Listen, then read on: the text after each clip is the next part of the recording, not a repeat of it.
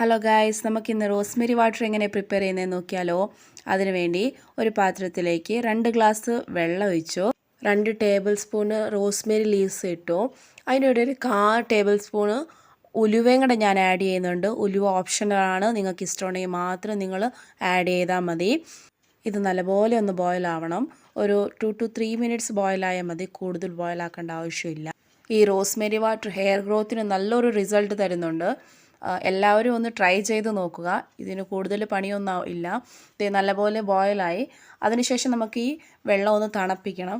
തണുപ്പിച്ചതിന് ശേഷം, നല്ലപോലെ തണുത്തതിന് ശേഷം നമ്മളിത് നല്ലപോലെ ഒന്ന് അരിച്ചെടുക്കണം. അതിനുശേഷം സ്പ്രേ ബോട്ടിൽ, ഇല്ലെങ്കിൽ സ്പ്രേ ബോട്ടിൽ ഇല്ലാത്തവർ നോർമൽ ഒരു ബോട്ടിലിൽ ഒഴിച്ചിട്ട് നമുക്കിത് ഫ്രിഡ്ജിൽ സ്റ്റോർ ചെയ്ത് വെക്കാം. നമുക്ക് ആവശ്യമുള്ള നേരത്ത് നമുക്കിത് യൂസ് ചെയ്യാനും പറ്റും.